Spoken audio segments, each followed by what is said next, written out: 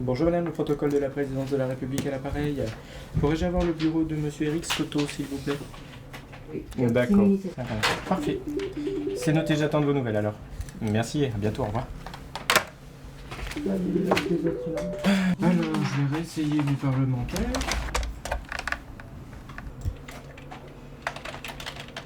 Je vous appelle pour vous faire part d'une invitation du président de la République qui a souhaité que monsieur le sénateur Gérard Miquel l'accompagne lors de sa prochaine visite d'État aux Philippines les 26 et 27 février prochains. Merci.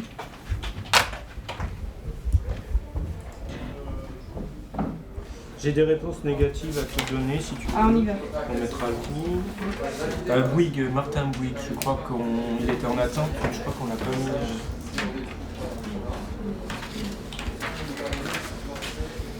Ouais, oui. Donc il vient pas.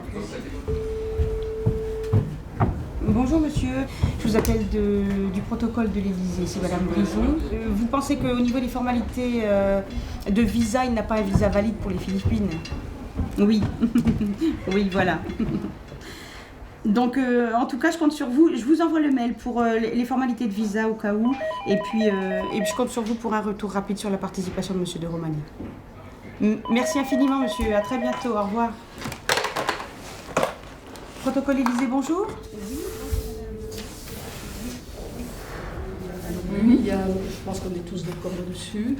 Si le président y va, il ne faudra que nous surmontions les difficultés d'ordre logistique, qui sont donc le transport de la délégation, même une délégation restreinte, une évaluation, c'est avec les invités, les ministres, le technique, etc. C'est 50 personnes, il ne faut pas se faire d'illusions.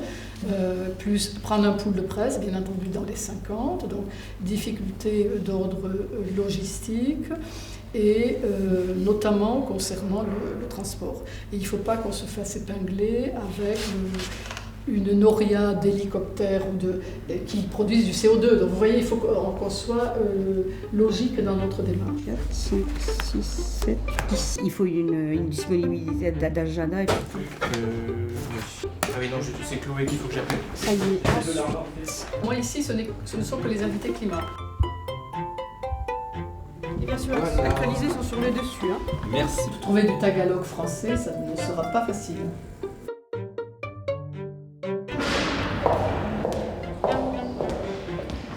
Alors, sur le programme, donc on l'a baigné hier avec l'ambassade. Le 26, c'est d'à peu près. Bonjour Marie-Hélène. Vous tombez bien. Ouais. Alors, bon. Vous allez remettre de l'ordre pour tout ça, Laurent. Ah, mais volontiers, Claudine. Des coups de gerbe. Là, j'ai vu. Il est un peu au milieu là, mais je sais pas si c'est des. Voilà, on n'en redemande pas, mais il vaut mieux commencer par par les autorités philippines et ce pourquoi on est là. Ensuite, ça se termine par un déjeuner, etc. L'après-midi, la communauté française le soir. Après la conférence de presse. Avant le dîner, c'est ce qui est mis dans le programme initial. Et nous, on s'en fout, Claudine, puisque ça va dans le bon sens de décalage. Hello. Merci. Hello. How are you?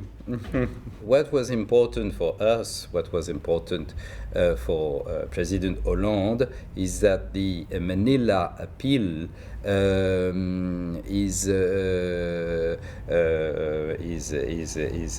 announced together. You know, the two presidents together. Mm-hmm.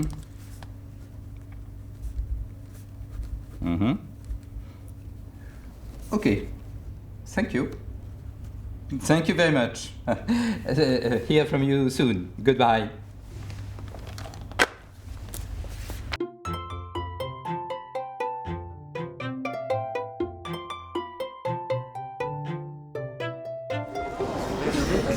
Vous avez été sous quelle présidence alors du coup? Alors j'ai fait des allers-retours, j'ai connu la présidence, j'ai connu la fin, milieu fin Chirac, et puis 3 ans Sarkozy, après je suis partie, et puis il y a eu un appel à candidature du Quai d'Orsay pour prendre la tête de cette petite cellule, et je me suis dit pourquoi pas, en me disant si ça marche c'est bien, si ça marche pas c'est bien aussi. J'étais pas du tout... et puis il se trouve que j'ai été retenue, donc c'était la fin du mandat Sarkozy, Mais je pense, pour la raison pour laquelle j'étais retenue, c'est surtout que je connaissais le fonctionnement de la maison Élysée. Ça me dérangeait un peu.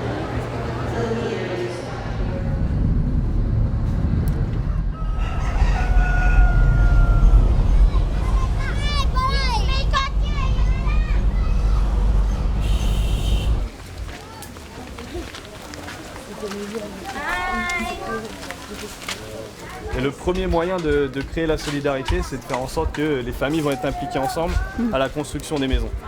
Donc ça démontre, on va dire, la volonté de vraiment se sacrifier pour les autres et d'être ensemble. D'être solidaires, oui. C'est une cellule où nous sommes 11 personnes et nous organisons les déplacements internationaux du président de la République. Donc on fait des repérages, on prépare le programme en liaison avec la cellule diplomatique et le conseiller diplomatique du président. Et ensuite, à l'Élysée, nous organisons donc toutes les rencontres diplomatico-politiques sous forme d'entretien ou de repas ou de sommets. Voilà.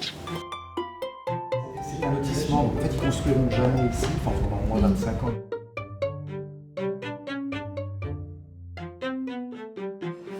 La voix des Philippines et la voix de la France, pays haut.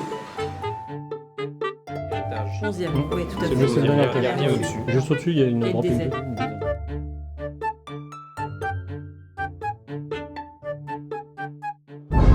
J'ai des craintes sur l'état du tarmac. La longueur de piste permet de poser un Falcon, le gabarit probablement aussi. Mais il faut que je voie l'état du tarmac.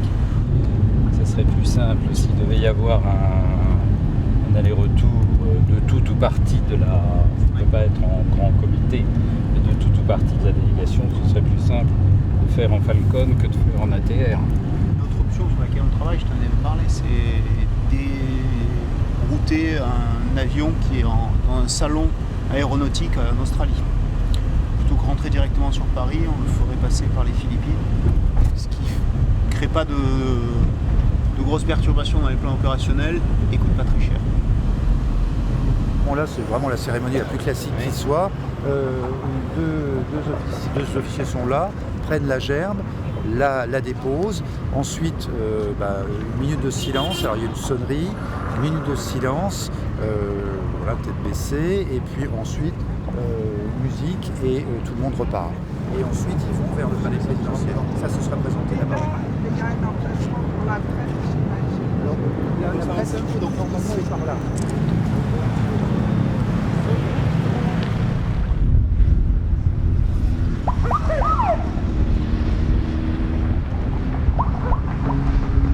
Non, le président n'arrive pas pour repartir comme une divinité. Il voit les gens, il discute avec eux, il échange, etc.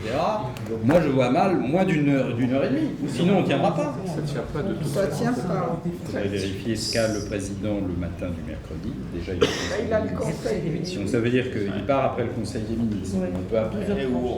En tout cas, un décollage à 13h nous fait gagner 45 minutes. Parce que ça, il faut lui expliquer au président, il faut lui vendre. Il lui fait confiance, mais enfin, il regarde, il décide. Et...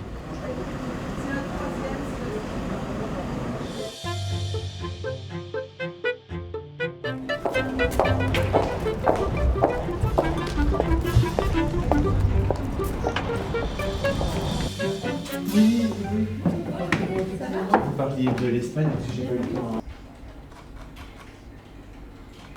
Ensuite, saupage. Tac. Donc, insertion du plan de la cérémonie d'accueil. Là, saupage.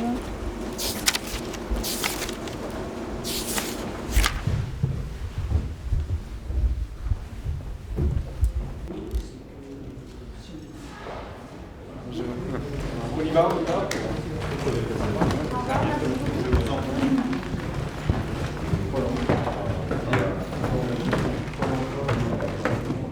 entre Guyane et Tacloban, c'est pas un problème de proximité, c'est à peu près la même distance, 1h10 ou 1h30 d'avion. Sur le problème de la sécurité, qu'est-ce qui est le mieux, qu'est-ce qui est le plus sûr, c'est Tacloban ou Guyane? Tacloban.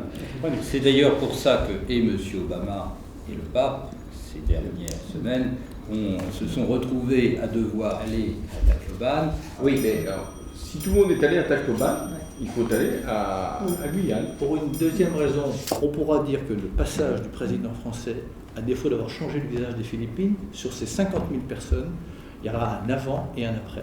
Et pour moi, voilà, en termes de sens, de symbole, c'est excessivement fort. Sécurité pour aller à Guyane. Si c'est vous, le problème c'est que je suis obligé de faire venir un deuxième avion. Et ce Pourquoi deuxième, parce que si jamais il y a une panne, si vous avez quoi que ce soit, et on sera coupable, objectivement, Monsieur le Président, on dirait c'est inadmissible. Enfin, vous me direz, je peux sauter, hein, c'est pas un problème. Mais, non, mais objectivement. Non, mais je le dis. Non, mais je le dis sérieusement. C'est, mais moi, la fragilité, c'est là-dessus. Ouais, c'est ça. C'est le Pacifique. Nous avons fait le repérage avec un hélicoptère. S'il y a besoin que le président s'extrait c'est ça que je pense. de Guyane, il puisse utiliser cet hélicoptère. Et regardons cette affaire d'hélicoptère. Non, je vais regarder. À défaut, Tacloban, non, c'est notre ambassadeur. Non, c'est Guyane. Le président pense avec raison. À partir du moment où tout le monde a été à Tacloban, et qu'en plus avec Aquino, c'est vraiment pas la peine. Et qu'en plus on peut. Et que Tacloban n'est pas si. À Tacloban, le problème c'est que moi je suis un peu sec pour dire qu'est-ce qu'on va faire. Oui, l'argument de Nicolas est meilleur. Dès lors qu'on peut apporter quelque chose que vous avez en plus arraché, qu'on peut faire une annonce, qu'on a un élu qui est vraiment bien. On n'a pas d'autre moyen de toute façon de se déplacer qu'avec cet avion. Non, mais l'intérêt, c'est surtout d'avoir des images de ce lieu qui montrent qu'on est mobilisé. Maintenant, c'est la bagarre pour le musée du Quai d'Orsay. La 400M qui fera un aller-retour. Mais pas sur Guyane, à moins qu'il fasse une offre.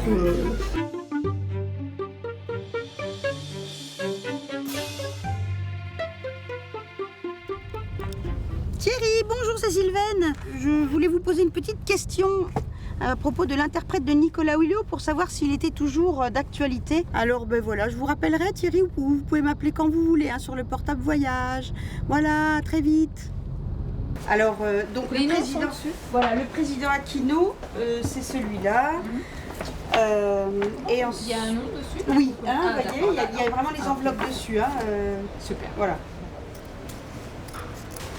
C'est fait.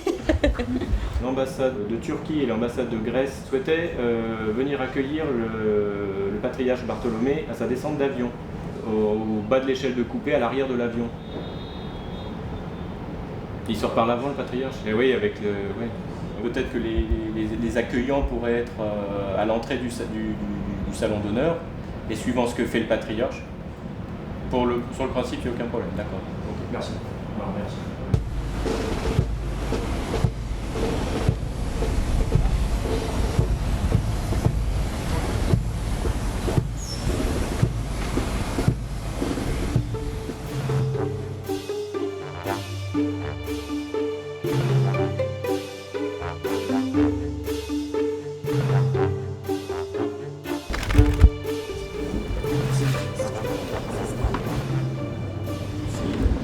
Qu'est-ce qui se passe?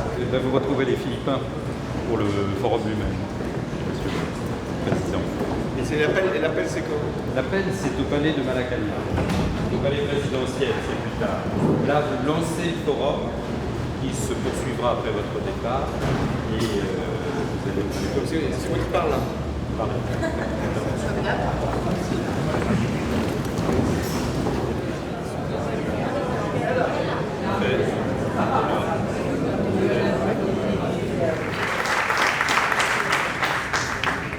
L'humanité a été capable, non de se détruire, au contraire de s'élever.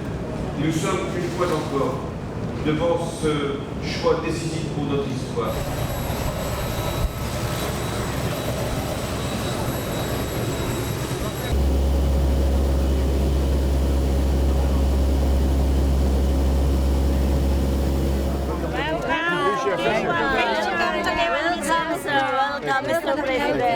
Si notre visite peut permettre également au monde d'être davantage solidaire, y compris de votre ville, de votre île, alors je pense que notre voyage aura été utile.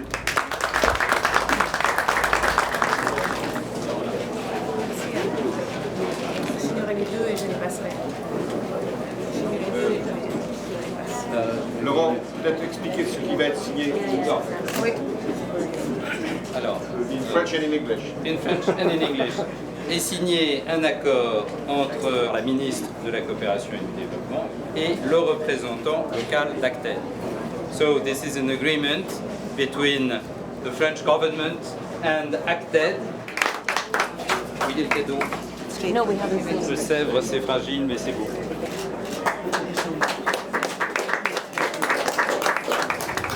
Évident, mais que techniquement parlant, on n'est pas Techniquement parlant, et on attend surtout la délégation, oui, mais parce qu'ils sont dans les embouteillages.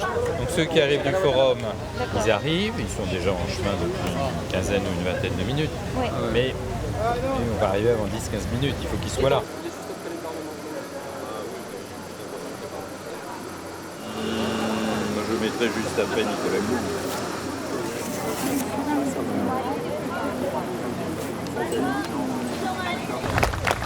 Ce accord est une déclaration d'intention sur la coopération dans le domaine de l'enseignement supérieur et de la recherche, signé du côté français par M. Laurent Fabius, ministre des Affaires étrangères, et du côté philippin par M. Albert Del Rosario, ministre des Affaires étrangères. Mais assurer un accès équitable au développement durable pour tous nécessitera de disposer de moyens de mise en œuvre accrus. Nous appelons solennellement tous les États à présenter leurs contributions prévues, déterminées au niveau national en fonction de leur situation et capacités nationales respectives. Les pays développés et les pays en développement.